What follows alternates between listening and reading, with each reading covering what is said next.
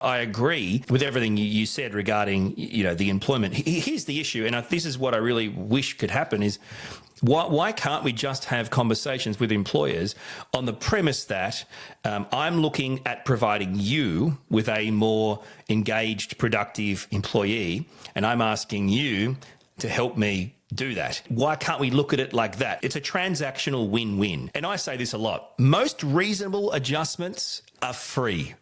People hear reasonable adjustments and they think money, money, money, and trouble, trouble, trouble. But really, I always say the best reasonable adjustments you can provide me in the workplace are reasonable adjustments to people. If you can reasonably adjust the people I work with, because I'm doing that for them from the start, right, then we're in a much better place. And in the end, the greatest reasonable adjustments you can make are usually free and usually to people. And it just blows my mind that employers are so scared of, here comes an autistic person asking for their reasonable adjustments. They're going to want different chairs and different this and different that. And it's like, it's bizarre to me. It's like, no, I just want this guy to realize that I'm communicating in an honest, open, sincere way when he thinks I'm being abrupt or blunt or rude, or I'm upset because this meeting started 5 minutes late, or you've changed something on me. You've done a pop-up meeting when you told me to do this job. So if there were adjustments to this is an autistic person, here's how an autistic person reacts, these issues melt away.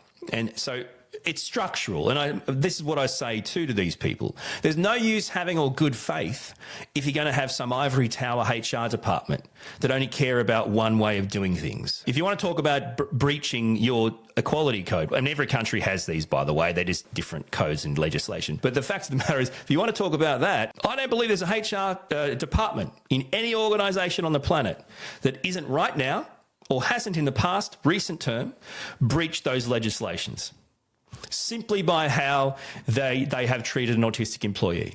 I would be astounded if there wasn't a single HR department that hasn't broken the law in the last week on the planet regarding a neurodivergent person. But of course, no one cares. Doesn't matter. Nothing to see here. So, the least of our worries is a piece of paper. Yeah. We're in a minority, historically minorities struggle. That's not a particularly profound thing to say, but yeah, it's an uphill struggle from the start because we're in a minority, and strength in numbers, as they say. So it's very easy for employers and people in general to ignore autistic people because we're a smaller group, and it's more convenient for the majority to ignore the needs of the minority. It takes time, energy, and effort for neurotypical people to adjust their own ways of working, their own ways of living to accommodate autistic people. But like you said, these things they're not expensive, not having pop-up meetings. If you want a meeting, give me notice in advance. Because if you disrupt my flow, then it's going to take me ages to get my focus back as it should be. So just announce that you want a meeting, that you want a phone call. I hate phone calls. I know it's a very autistic thing to say, but being able to work from home, that's a reasonable adjustment because I'm in control of my environment. And that's very, very important for autistic people to have control over their environment because the world is scary. It's noisy. It's smelly. It's unpredictable.